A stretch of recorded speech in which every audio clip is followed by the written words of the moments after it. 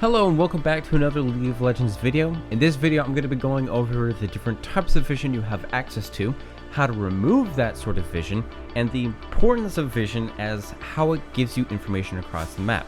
So let's get into it.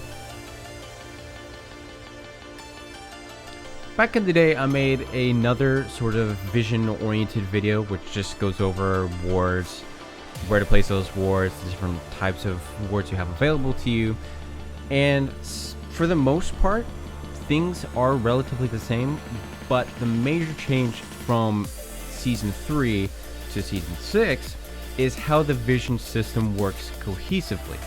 And what do I mean by that? I mean by the different types of vision clearing and vision placing things you have at any given point in time within a match, and how that scales into the late game. An example of a change that occurred from then to now is that back then stealth wards used to be able to be placed all over the map from everyone from the very start of the game, and it was very hard for junglers or anyone to maneuver the map safely because they were always within a certain vision range.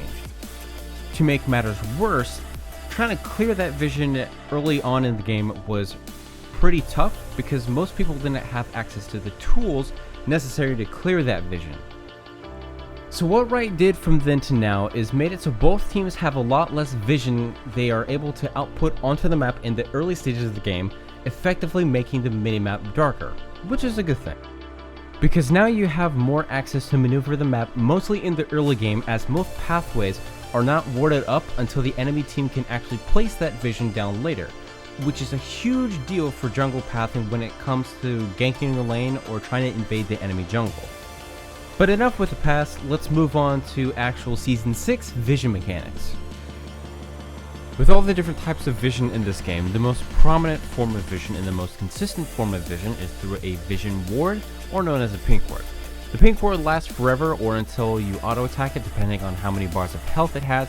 It sees through invisible units such as other invisible wards or invisible units such as champions. Speaking of the stealth ward is also another constant form of vision that you have access to from the start of the game or until the end of the game, depending on what you do with your vision upgrades. Stealth wards last for 3 minutes or until cleared by 3 auto attacks. Lastly, on the different ways you can grant yourself and your team vision is through the Farsight trinket, which you can upgrade to from your warding trinket at level 9. These trinkets have 1 health when you drop it. They have a shorter vision range of normal stealth wards and vision wards. They can, however, be cast at 5,500 range, and on top of that, you can have an infinite amount in a game, so long as the other vision wards don't die. So this trinket upgrade allows you to get the sort of information you need from across the map in case you can't actually get there yourself.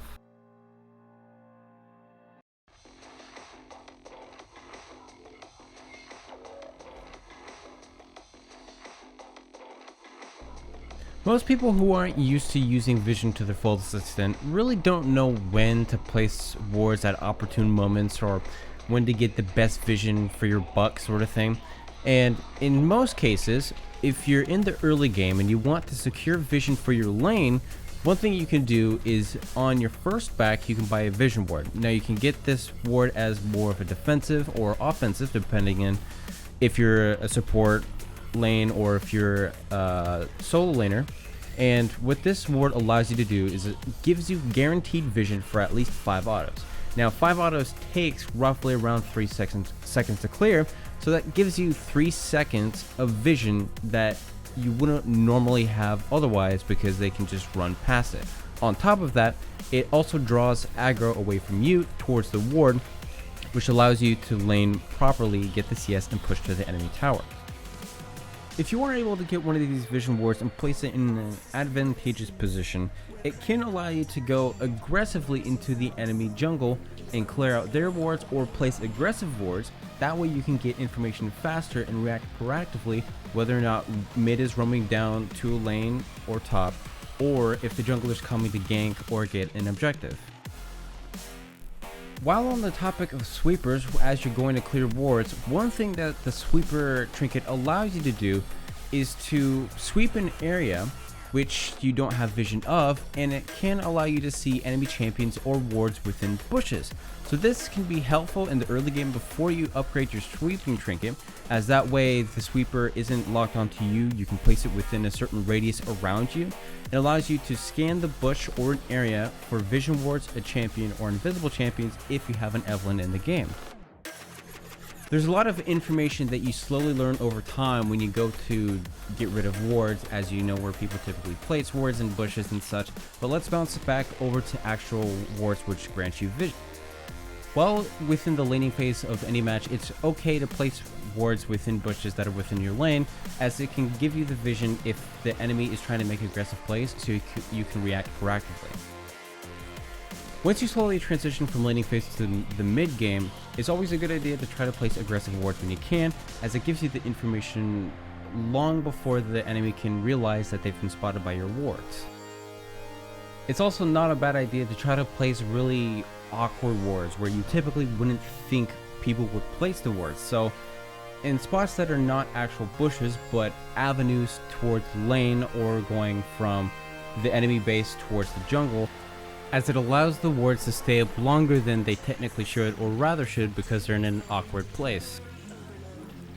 A neat little trick you can try on people is if a bush is already warded with a stealth ward, place the vision ward inside of it. That way when the enemy walks inside of that bush, their initial thought is to clear the vision ward and not sweep that bush.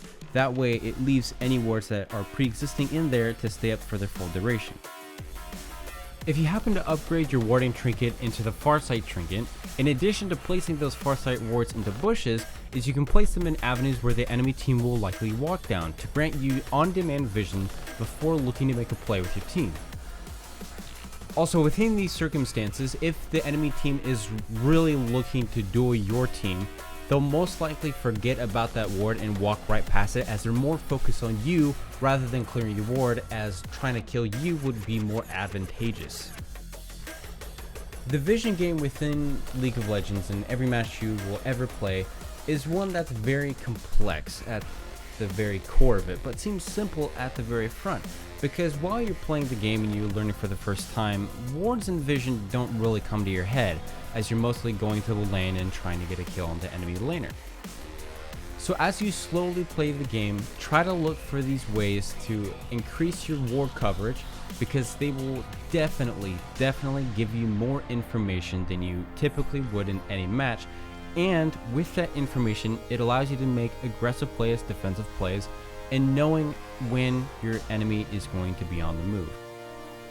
I'd like to sit here and ramble on about the importance of vision and how vision gives you the information to make aggressive plays or defensive plays, but it's honestly going to take a lot of time, which means a lot of matches.